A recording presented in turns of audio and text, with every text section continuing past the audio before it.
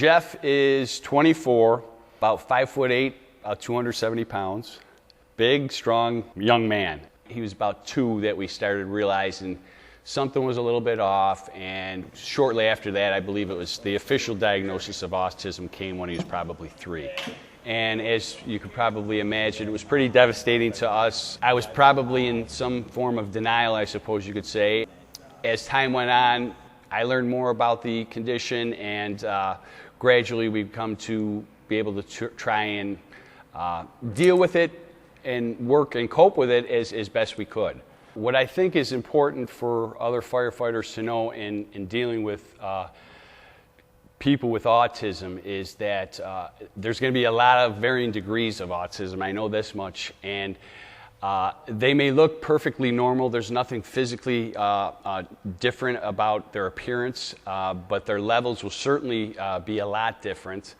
Some of them are extremely verbal, very verbal, and others are nonverbal and completely nonverbal. So the important thing to know is after you encounter one of these individuals is that after a short amount of time, you're going to realize something is a little bit different about them. And the main thing that I've learned over the course of interacting with my son is that how we come and approach these individuals is going to make a big impact on how they're going to react to us. If you're going to a call where you know there's going to be people with developmental disabilities, our tendency is to rush in gung-ho and alleviate the problem as quickly as we can.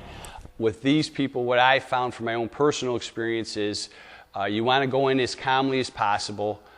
They react a lot of times to friendly faces. I got a feeling that they can sense, and their behaviors will reflect how they're interacting with other people. If someone comes in and they're amped up and they're charged up and they're tense, a lot of times these kids pick up on that, and that'll only raise their anxiety level and probably escalate the problem. So my advice would be to just try and come in as level-headed as possible, as calmly as possible, as cordially as possible, and it'll ease their anxiety, and it'll probably make the incident go a lot smoother. A lot of times, because of not having the education or information, guys are unfamiliar with people who are handicapped, developmentally disabled, and so there's a lot of nervousness on their part, my peers.